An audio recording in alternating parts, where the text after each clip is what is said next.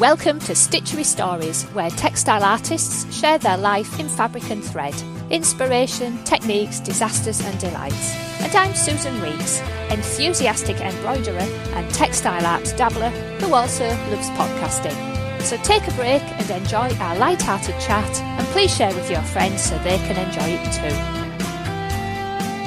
Hey, listen up. Artists, crafters, makers, creative business owners. If you or someone you know is struggling with techie stuff and it's holding your business back, give yourself the gift of proper help from someone who knows how all the online techie stuff works, working with it for many years, and who understands creative businesses too. Yes, you can book me for a brain-picking session, ask your questions, and I'll get you moving forward again. bookme.com/Susan Weeks. Message me on any of the social media platforms where you follow me. Pop onto the Stitchery Stories website.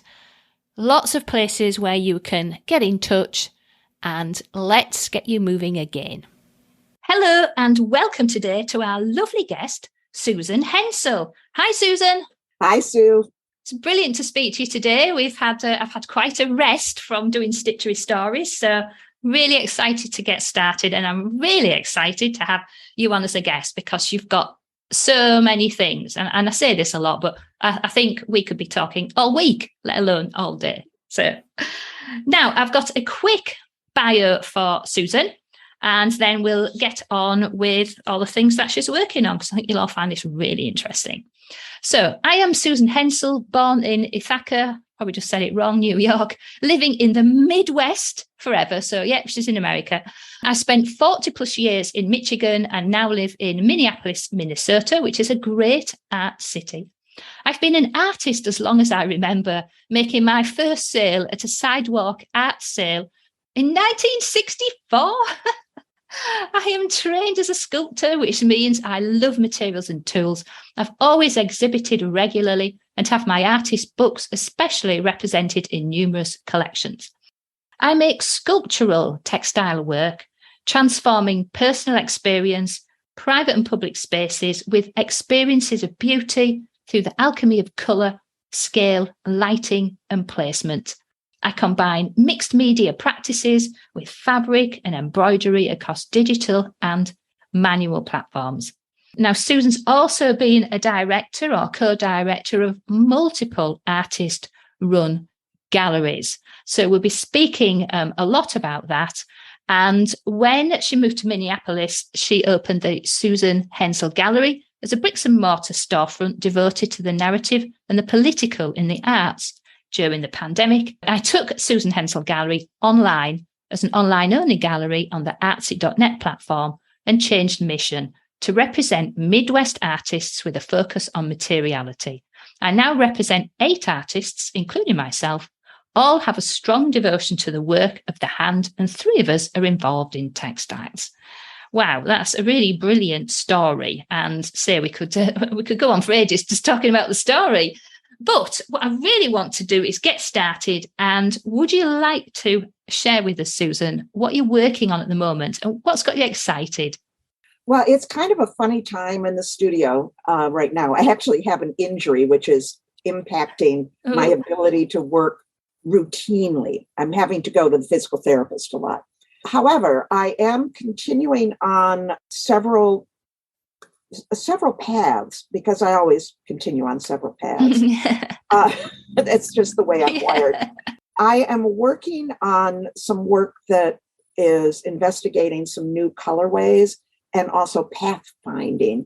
And this all relates to finding our way in this new climate environment, political environment, cultural environment that we all find ourselves in, because the pandemic sort of threw everything up in the air, and some of it stuck to the ceiling and some of it fell to the ground, and we're all confused. So the current piece in particular I'm working on is has kind of a global weather map. Right. Yeah, but there are colors that are moving across it, through it, and then behind it. It's a wall piece, but it's dimensional. And the other thing I'm working on is expanding the size range of what I do. So right. I'm very well known for some chromatic pieces that are of a very modest scale. They're like Right. 16 inches. So that's the size of my head and a little more. But I'm working with materials to see if they can be expanded to a more architectural scale. Right. And it all depends on the materials and how the bending goes, because I develop these things to fold in particular places, and I iron the bejesus out of them so that the folds are permanent. Because I'm working on polyester felt, so it takes a fold. Yes. So I'm calling on my background in book arts, the little bit of dabbling in origami, which I was terrible at, but I reference origami and Paul Jackson paper folding and things like that to figure out what kind of forms I can get. And I also play really a lot. Yeah, and there's some of the works I've seen, and in fact, you've got a virtual background because we're also recording this over Zoom. So Susan's got this brilliant virtual background. Now, I don't know the actual. Obviously, on Zoom, it fills the whole space. But how big is that piece? It Susan? really is not much larger than my head. Right. Okay. Well, it looks obviously massive on the screen, as it would work brilliantly as a big piece on the wall. But it's very folded.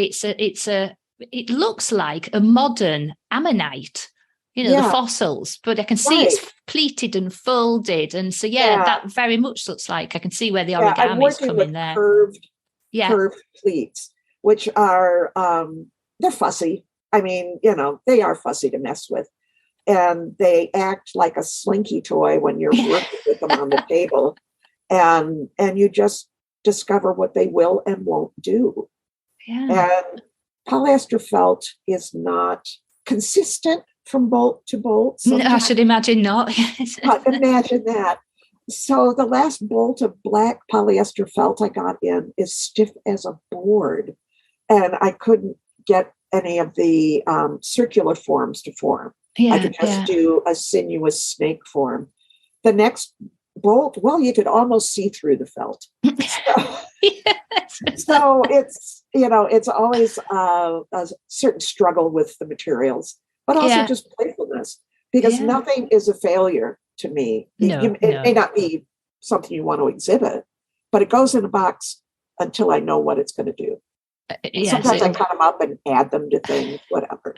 So it'll come back to life at some point. And interesting there saying about polyester felt, because there's always that thing, isn't there, of like, ooh, polyester felt, it's like, you should be using the proper stuff made out of wool, etc. Right, but it won't take the fold. Yeah, different properties altogether. Yeah. Oh, I love wool felt. I don't love the cost of wool felt, but I adore wool felt. I adore wool. I think wool is just a miracle product. But for what I'm doing, I needed the polyester. You need the polyester for the shine and the melting and the heat and all the things it does. Yeah, which gives me a little bit of guilt because it's petrol products. And so what can I do to offset that? And so I just make sure that every living little piece of it is used or donated, to education and things like that, because I am not going to let any of it go to the landfill. Not any of it. That's the really, really good point, is that. I love what you're working on there. And just go in with the colours and the forms. And so how's that evolving then Susan? I'm not sure how to answer that, actually, Sue. It's always a mystery to me. Brilliant. It really is, because I have an idea going in. Of course I do. Yeah. And I think, well, I want to work with the weather map idea or longitude and latitude lines. Okay, what do you want to do with them? I don't know. But I start building it. Because when I'm designing these things, essentially I'm drawing in the computer. And it's real straightforward. It took me a while to figure out how it worked. But once you understand it, it's a very flexible way to work. So I work with a tablet and a pen tool, and I draw. And then I adjust the drawings and I move them around. And And I changed their colors. I changed what order they stitch in, because each line you draw or each square you draw is an object. Now, I've just realised what we didn't say was you really focused with these on digital machine embroidery. Yes, I think indeed, we forgot to say that, didn't we? I think we did. Yes, I work in digital machine embroidery. Yes. And I came to it because I saw it being demonstrated at the Minnesota State Fair, which they assure me is the largest state fair in the United States, maybe the world. Yeah. It's so much more than the animals. It's huge. It's a city-sized thing. They have a permanent fairgrounds with permanent buildings. I've never seen anything like it. But there's one building that's devoted to commerce. And so the manufacturers of new products come in to demonstrate, their Ginzu knives, their vacuum storage for food, but whatever, everything, everything. And I decided one year to make sure I went to that building because I had never been to that building. And I turned a corner, and here was a Donald Duck character being stitched out hands-free. And I didn't care about Donald Duck, and I really didn't care that it was hands-free. It was the blue of his jacket that absolutely captured me. I've never had that response in my life. Wow. Anything. It was like an epiphany. It was the most ultramarine blue I had ever seen in my life. And I knew I had to have it. This color just lit you up. It did. It did. And I've never considered myself a colorist, though clearly I am if you look at my work. Yeah. I was trained as a sculptor. And so I think in terms of form and in terms of what materials will do, but all of a sudden color entered this process in a huge way. And so I sought grants and loans and things. And it took years to get it all pulled together. Finally got a grant that got the ridiculously expensive software that was available at the time. Yeah. Got a loan for the first machine, took out a loan for the subsequent machines, but finally figured out how to make it work because there was no training to speak of other than how to get Donald Duck on your shirt. Right. Yes, which is what people always think about when they think about digital machine embroidery. It's putting Dumbo on a cushion or, and you see them at the shows. Look, you can do this and you're not even here. Yeah, but that's not actually what we're talking about here. Point. Yeah, that's not the point. The point. You're manipulating that software and doing your own thing with it. Yeah, I am. Yeah. And it's not imitating hand embroidery. It's a whole different thing. It's a whole different technique. Yeah. And I do hand embroidery on and off in the way that I do hand embroidery, which, it's pictures of things that often on digital backgrounds that I've printed on muslin. Like I'll print out something on muslin and then I stitch over it. So, but it's a whole different thing. It doesn't relate really, except that it's thread and it's fabric. So that's kind of how I got here. Yeah, so you moved from being a potter and pottery sculpture, and then you saw this blue and this machine and thought, just blew me away. That's it. I'm I'm moving. I'm going to start with fabric and thread. Wow. Yeah, I've always hewn to the idea that I will use the techniques that are appropriate for the ideas I am trying to express. Right. Yes. And so, I worked in pottery for many, many, many years. I worked in porcelain, which I loved. And it's the most seductive medium on the face of the earth, right up there with spinning wool, I will tell you. But because I love to spin. But I got to the point where the work I was making didn't belong in street fairs. And I was trying to express things that clay wasn't right. The clay was mute. It wasn't speaking. They were lovely pieces, but they weren't communicating even in the ballpark of where I wanted to go. Right. Yeah. So you were evolving. Yeah. Yeah. It was evolving beyond the clay. Yeah. I could do anything with clay I needed to do, and clay wasn't the right thing. Right. And that's when I wound up in paper making and artist books because I realized I needed to add text. And then when I moved here, it was like text left the building. I don't know why. It just did. And I ran the gallery here. I opened a gallery as soon as I moved here 20 years ago, partly to continue my gallery work that I had been doing in Michigan, but also as a ruse to meet new people. Right. Yes. Yeah. New to town. I knew 2 people in town when I moved here. And it's a big city. So how do you get established as a person, as an artist, as an entity of any sort? Yeah. So this seemed wise to me. And I definitely made some very good friends. Yeah. And developed a really good program that was noticed. Yeah. But it became too much because I couldn't balance between promoting the gallery, which I'd love to do. Owning a gallery is about writing. Oh, that's right. And it's about more writing and a little more writing. And not very much doing any art. Yeah. I mean, installing the shows is installation art. I love developing shows. It's just fabulous. Figuring out how people are going to see the show, what makes sense, how will the artworks communicate with each other. That's great fun. Yeah. It's like setting up, I'm terrible at setting up retail spaces, like fabrics and flowers and things for people to buy. I'm not good at that, but I appreciate it because I can see what people have done. Well, I do that with pictures, with sculptures, because that's what I understand. And I know how to put those in space. And I learned how to research and use the market to get people in to see my artist's work. Right. I knew that I was showing work that wouldn't necessarily find a home because I was showing at that time highly political work, actually. Now, how many people want a political piece over their couch? That's we might appreciate it, but we don't want to hang it on our couch. But the work still needs to be seen. Yeah.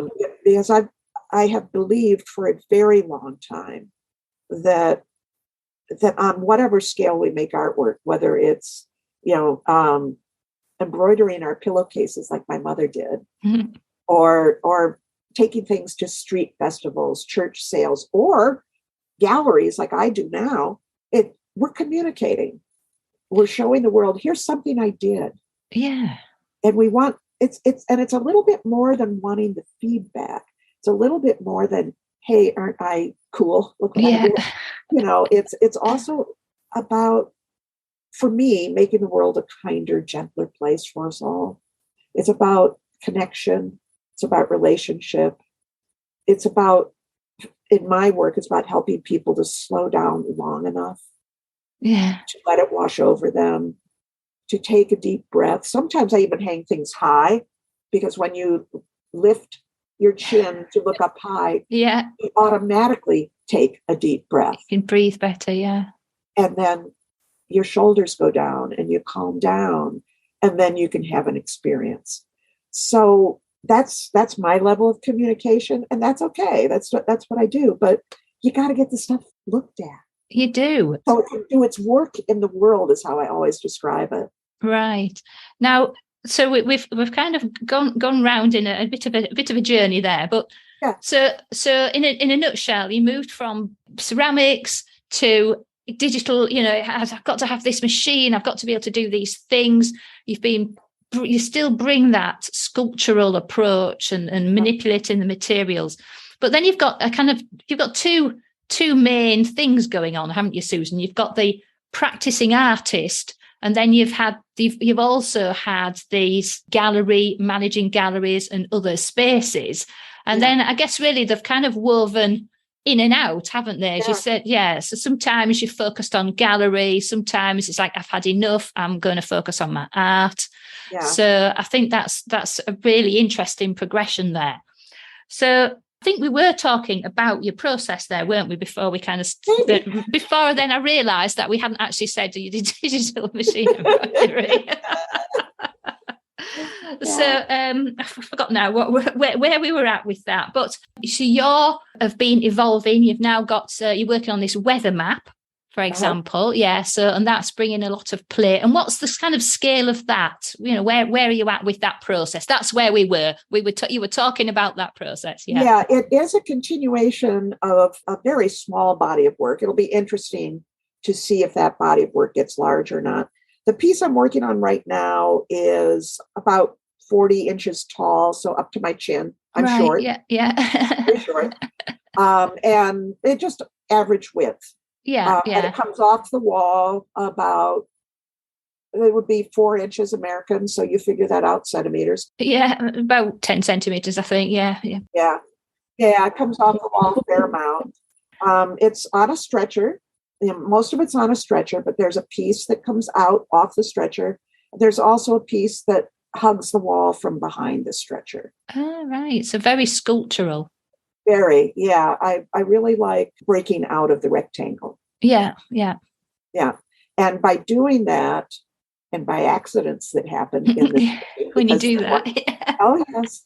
It has a great movement from the bottom up to the top. And right. I think it's close to done. I have to do some mechanical things, the gluing, the backing, things like that. But it's got a good swoop to it. So I think it's going to be about our movement in understanding how climate is changing, how life is changing, how how the jet stream is changing, how the ocean currents are changing. I don't know. I mean, it'll be interesting.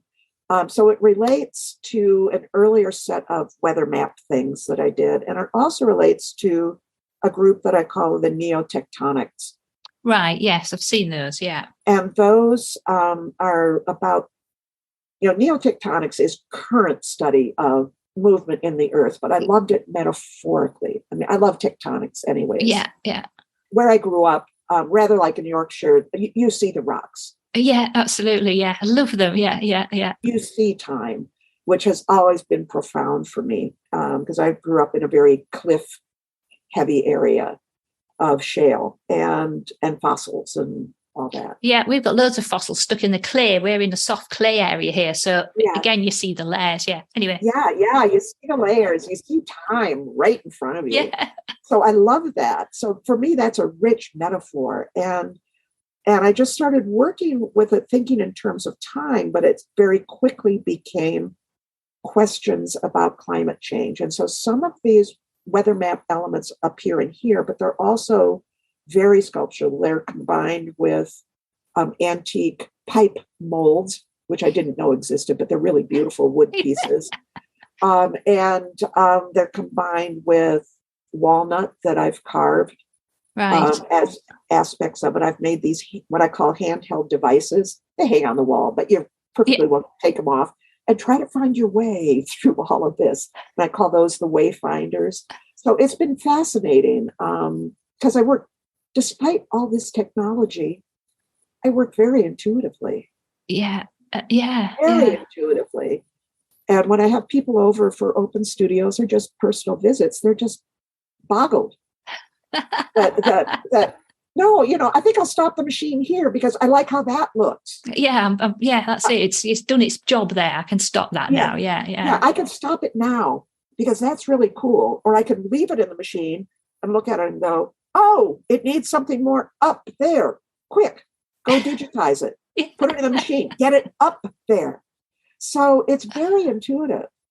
And like I said to you earlier, whether we were recording or not, the failures, because they're plenty. Plenty. There's probably more trash than treasure. Goes into boxes, categorized with colors, sort of, kind of. And so I can play with them later. And sometimes they come back out and I go, oh, there's nothing wrong with that. And a lot of times they come back out and I go, well, if you cut it up this way and you put it with that thing. It'll look brilliant. Excellent. Yeah, we were talking about that in terms of your blog. So something else I've just remembered I've forgotten about. So I'll obviously, all of Susan's links will be in her episode, but her main website is susanhenselprojects.com. And you also have the gallery site as well. And what Susan does, what I really loved, is her blog. So kind of I'll use the blog as a way of moving into, first of all, exploring the the kind of professional artist route that you've carved out for yourself, which I'm very curious about. And I'm sure everyone will love to, pick your brains on this one. And then we'll kind of weave in, part of that is the experience of working with galleries and so on. It's kind of the other side of the coin, isn't it? So Susan's blog, I will have to say this, everyone, because I like blogs.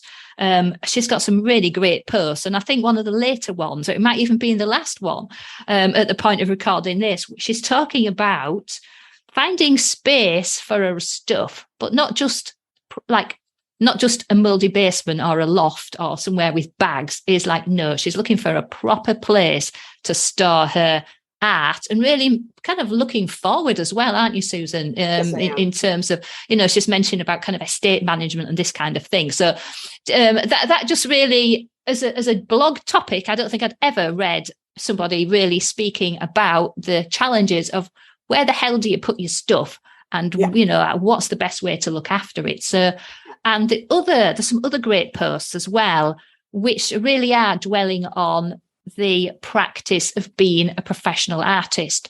And I'll just mention this one, and then we can talk about these topics. Is this idea of you want to be a professional artist. Point 1, make the work. And then she's got about point 2 to 10 or something of catalogue it, photograph it, write the description, do this, do that, do these things, tell everybody about it, and you don't consider that work finished until you've got to the, point 10 or whatever. So I thought that was really interesting, because so many people, say to me, but I just want to sit and stitch. And then here's you with your list of 9 other things that you need to do to grow your practice. So, yeah, I think that's from experience, isn't it? You can see your experience coming in here, Susan. Oh, yes. Yes. Yes. Well, I think I mentioned earlier about our art, no matter what scale we're working on. Like I said, my mother's pillowcases communicated. Communication, yeah. They communicated to me. I loved those pillowcases. Mm. So when it was my turn to get the pillowcases with the pink flowers that had been embroidered on there, I was thrilled. And so they communicated. They were beautiful. They were textured. They brought joy to me as a child. Yeah. And I forgot about that, truthfully, until I was probably in my 40s or so. And I because I'm in my 70s, folks. And I have to say, she doesn't look at all like anybody in her 70s.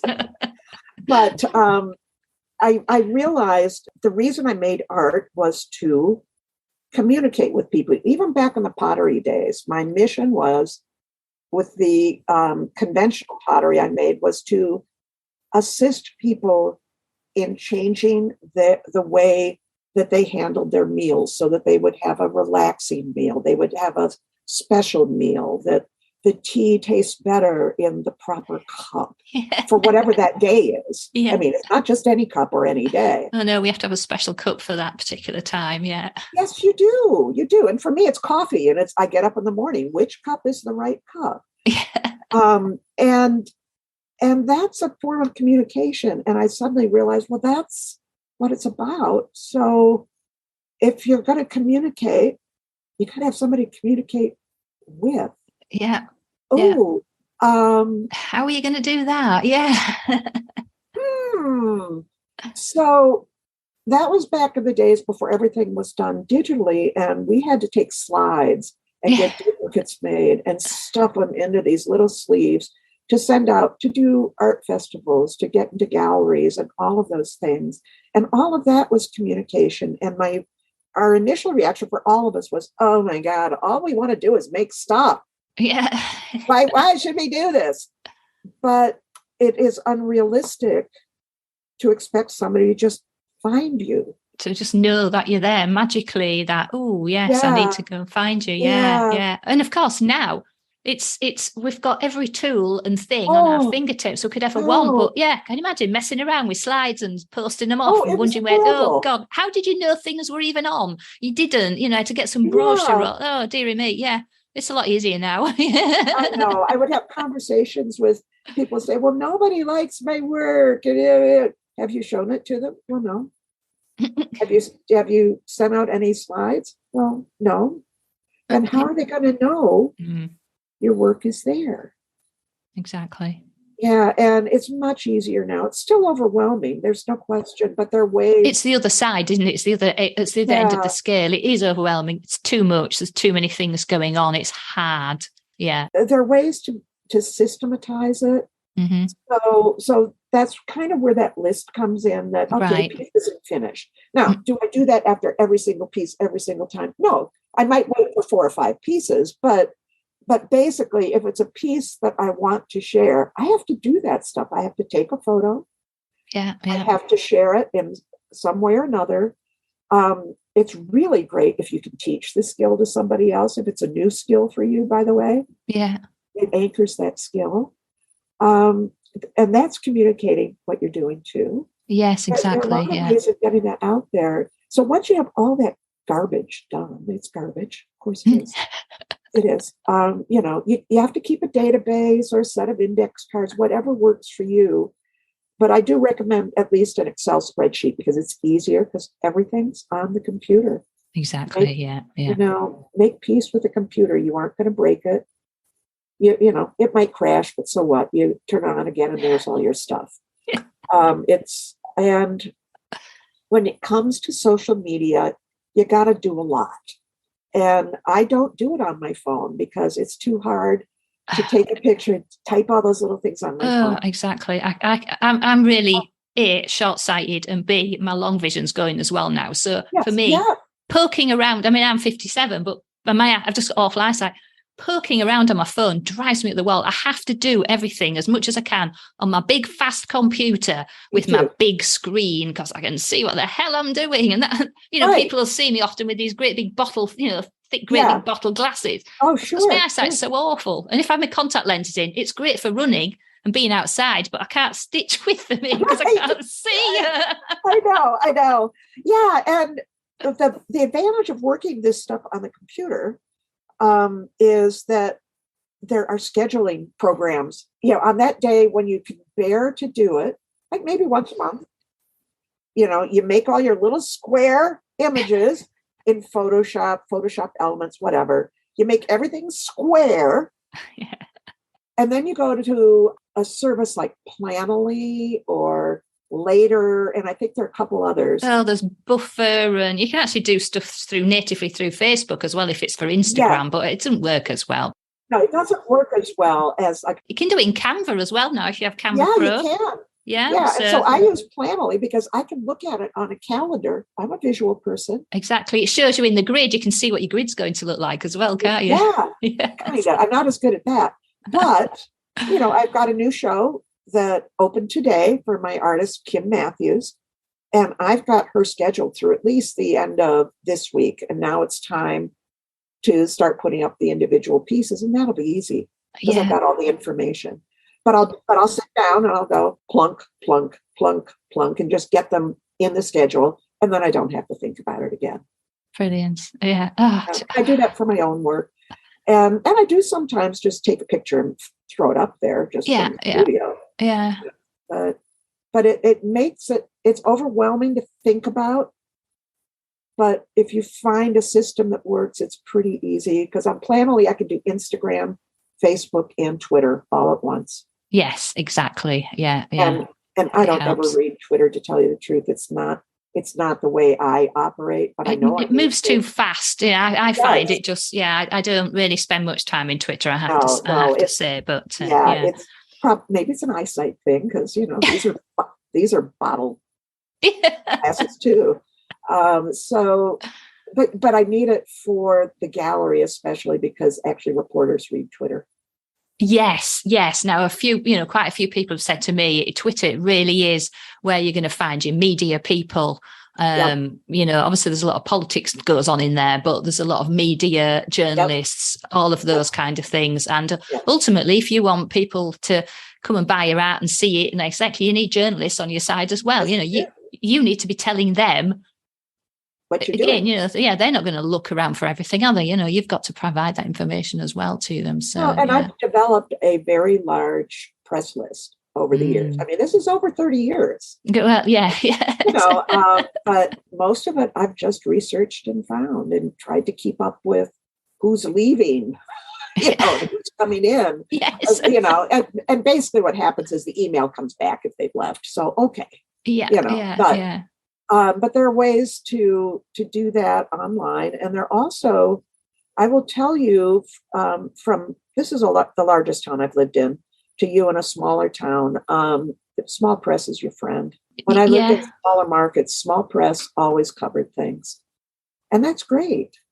Yeah, it's a good place to start, isn't it? Your local press, because they really are looking for things to write about. You've got to think about them panicking. Oh, God, it's deadline day. What the hell am I going to write? I don't know. Well, there's so many of them out there with different deadlines. I just send it when I send it. It'll go in the next one, if not. Yeah, exactly. Yeah, that's part of the whole scheduling thing for me. If I get hung up on this one's due Tuesday, that one's due Friday, and the other one is due 3 months ago, I'll never send anything. So the day I send is the day I send. Yeah. This is the day my brain worked. Send it. And if it hits and lands, it hits and lands. And if it doesn't, well, never mind. They might still see it and think about you for the next time or whatever. Yeah. So exactly. So you spend a lot of time on the promotional aspects. Yeah. So how does that work from the other side then, in terms of how does a gallery work? Because I see, and I've got loads of friends who are maybe trying to sell online, or they're selling in local craft fairs and that kind of thing, but I don't understand how the gallery world works. Can you explain just in a nutshell? So obviously you've worked both sides of that as an exhibiting artist and as a gallery owner, a gallery person. Yeah. You want to explain a bit about that? I'm sure everyone would be fascinated, because then you feel nosy, and sometimes galleries don't want to share this kind of information either. No, so say what you can or want to. That would be lovely. Yeah. Well, I've always worked artist-run spaces. I'm an artist. I run a space, and I helped run spaces with like 3 or 4 other artists at various times. And what we do in artist-run spaces is we cross our fingers on sales, because the truth is that almost all artists have jobs. That's normal. I am not in the blue chip market. If I were, maybe I'd be selling more, because they've got the engine. But I do know kind of the basics. I've actually studied with Christie's auction house art economics, and I'm going to be studying with them for some more marketing stuff. I really like their education programs. Wow. They go in such depth that it's wonderful stuff. Oh, I was just going to say before I forget. So is that something anybody can do? Is it an online, or do you enroll, or, what? I'd never heard of that. I mean, obviously I've heard of Christie's, but I didn't know they were doing that. And they have all different levels in terms of cost and depth. And they all have certificate programs, which cost more. Yeah. But there's some really good things. I think Sotheby's has some too. Yeah. Yeah, and sometimes some are consumer oriented. So art history of this period. You want to know more about the 19th century? Take this course. Oh, cool! No idea. Yeah, I wanted to know more about how the market worked. Yeah, how does art work as an asset class? What a horrible word. But I know that when I make a piece, when anybody makes a piece that is for sale, it's a commodity. But it doesn't function like toilet paper, let's face it. It's a different kind of commodity. And unlike our daily things, which are fulfilling a practical need that have an identified practical market, we're making everything on spec, going, we think you probably want this, don't you? That's very true. Yes. Would you like this? I think you might do. And so our job as artists is to think about, some artists can make to a particular audience. I'm not that person. There are landscape painters, still life painters, marvelous people who can identify exactly what is wanted. Yes. Household at a certain price point. I make art because I just simply got to make art. There's something in me that has to make this thing. And it's not practical, but it has practical applications because our psychological well-being is really practical. And it's good for my psychological well-being, and those who own the work, it's good for theirs. We're bringing bringing joy into it's back to the communicating joy. Not everything in our life can be totally practical, can it? Because it would just be boring and miserable otherwise. So I think we mustn't underestimate the power of joy and enjoyment. And we also must remember that there's artists behind everything out there that we use. There's artists behind the spoon that we eat our ice cream with, Yeah, true. The artists design the cars. I mean, the engineers make them work, but the artists design the shape of them. They do, yeah. Yeah, there are artists everywhere in everything. And as human beings, as soon as we had just enough to eat, we started marking things around us, going, "Oh, this stick would look cool if it had a mark on it." And then it's my stick. Or maybe this is magic, and because this stick worked really well, so I'm going to mark it. We've always done this as humans, so it's fundamental. Yeah. To us. Anyway, but where were we, Susan? We were talking about the mysteries of galleries and selling work, managing a gallery. Yeah. A gallery business is a business. It's an odd one. Yeah. It really is. But it does have items for sale. It has items that are spec. They don't know that they'll sell. Yeah. And they have costs no matter what. Well, everything does. Yeah. Yeah. Most galleries do not own the artwork that they are selling. They are selling artwork on consignment from the artist. The artist retains all rights to it. And in the United States, they lose all their rights once it's sold, but that's another issue. But the artist still owns the work. So that reduces some of the costs to the gallery. They still so people send it in, and it's like sale or return kind of thing then. Yeah, consignment, right. The associated costs with that particular piece would be storage space, promotion, staffing, obviously the rent on the facility, the lights, the heat, the entertainment, because all openings are entertainment. Yes. Yeah, you have to put on a spread of some sort. Yeah. These days, of course, you have to have masks available for everybody and all the stuff and high-end air filtration, all that stuff. And then you begin to understand why an artist has to give up 50% of the retail price. People got to get paid. Bills got to get paid. And so how does that happen if things are on spec? The gallerist loves that piece. Yeah. And maybe it's not going to sell. So the really successful galleries have works of famous artists that they actually do own. That's called secondary market. So they already own the stuff. Right. So it's pure profit when they sell that, and that helps support everything else. Right. I see. So the prices make sense then. Yeah, and ignore auction prices. That has nothing to do with anything. Yeah, well, that's drama, isn't it? Really, the artists don't get that money. No, at all. So, but it helps artists and galleries because then it allows prices to rise up if that artist happens to be a success at auction. So if you're featuring, it's probably easier now. You've got things like artsy, for example. So you just said you're featuring somebody. It starts today. So.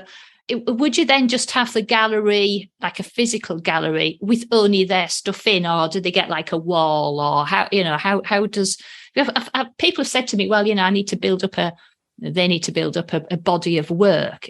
How then I always think cash flow, and how are you going to survive while you're building this body of work up? It's like you're working your day job. Yeah, you're working your day job. There's no question about it, and. The little known secret is that even the very famous artists that we might know, because we've seen their names, with the exception of people like Jeff Koons and Hearst, they actually don't make very much money. A lot of them have day jobs too. Right. I mean, it's just the way it is. Yeah. it's a very few who support themselves royally, let us say, on their artwork. There are a lot who do adequately, and then there's the rest of us who supplement our income with sales of our artwork. I mean, it just really is the norm. Yeah. What about into things like licensing and having things, like some people are like a surface pattern designer or take their embroideries and then have it made into beautiful scarves or, upholstery fabric or those kind of things. What sort of proportion does that work out? From what I've seen, more in the finished object than in, say, selling embroidery designs. Because you can't charge more than a few dollars for a design, and most of the designs are meant to go on garments. They're small. It may have taken you 30 hours to design that. Yeah. And so you have to figure out how many sales you have to do to get that 30 hours back at a living wage. Yeah, not 1p an hour. Yeah. No, not 1p an hour.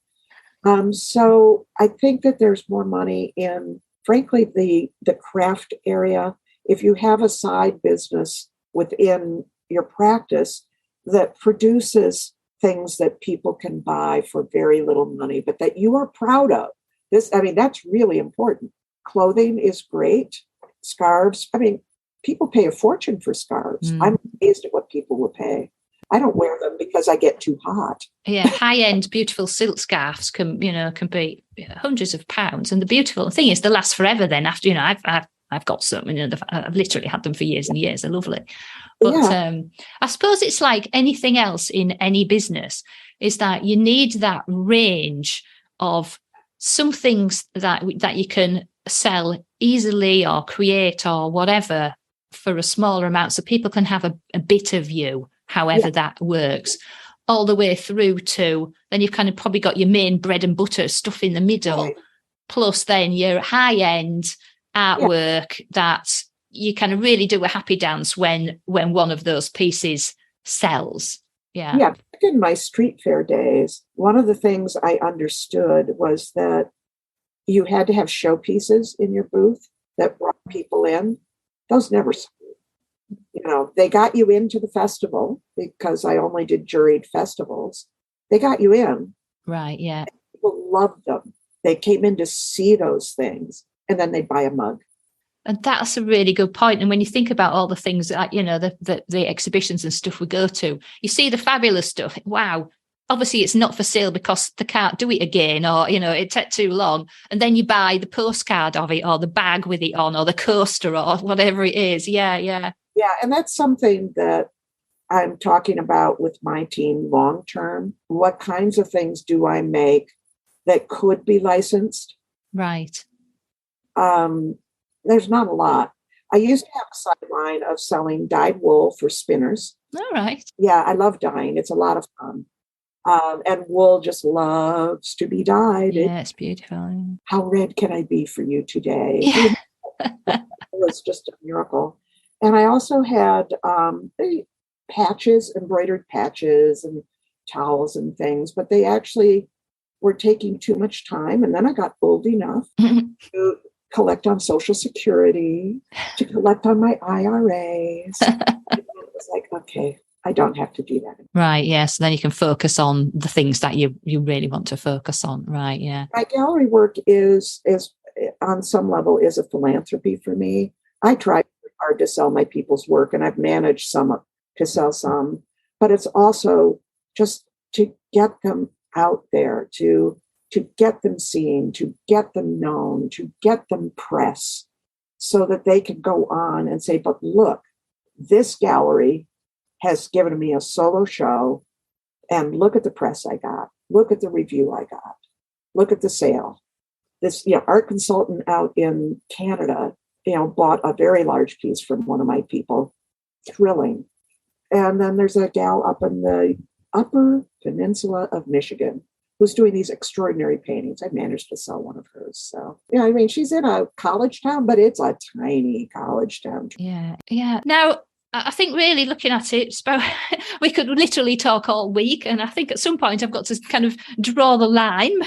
But what it's really been fascinating, giving us just that small glimpse into that. I suppose I probably mentioned already that kind of what I would conceive as the next level of a practicing artist, looking at the galleries and, how from really it's the business side of things, isn't it? It's, the art kind of stays the same, but it's probably focusing more, as you say, on the processes, procedures, the business, getting your name out there and realizing that it is, if that's what you want to do as a job and that's what you want to earn money out of, then you can't just sit in the corner and stitch or play with your sewing machine or, do lovely designs, etc. Yeah. Yeah. For most of us, we run out of people to give it to. Yeah. Right? I mean, if you haven't run out of people to give it to, fine. But if you have, now what? Yeah, you've run out of space for it all. Yeah, now what? Now what? And I've always been really productive. It's just what I love to do. And it means I made a lot of stuff, and I'm not constituted to make small things. Yeah. My hands don't do small well. And so I have to start kind of at a moderate size and go up. Yeah. As you say, you're exploring, moving up the scale anyway as well. Yeah. So. Yeah. And that's just how I'm constituted. And the work is what told me that it was time to leave art festivals behind. Yeah. And it was a slow development. Art festivals are great. Oh my goodness, there's lots of money to be made there, but you have to have art festival work. And if your work no longer fits that model, then you have to start looking elsewhere. Different model, and that's back to business. And the same, I've gone through evolutions, myself. So I've always provided services, and then it's like, do you know what? That's very time intensive. I'm really going to move now, focusing on online courses, because then I can leverage my time and help more people than sitting here, doing things for people. I still love it, but that's not the point, from a business evolution point of view. And people are having to move things online. And a lot of the advice out there about online courses doesn't really work for things like textiles and crafty things. So, it's interesting that it's the business model and the business processes that kind of power all of this. Yeah. Even though what we really think is it's the art and the creativity that without both sides, then where are you? Nowhere really. And for me, I mean, I enjoy figuring out the business process. It was great learning all this stuff with Christie's and reading books and all that. But it's also because it's a different part of my brain. Yeah. It takes over, and transitioning back to the creative is a little bit hard for me. I've also figured out how to make it as efficient as possible. Yes. So that it doesn't overwhelm me. Yeah. And yes, folks, it overwhelmed me in the beginning. Of course it did. That's just normal. It's been a really interesting journey. Well, yeah, as I say, we could literally talk for weeks and weeks and weeks on end. You could have your whole own series, Susan. That'd be brilliant.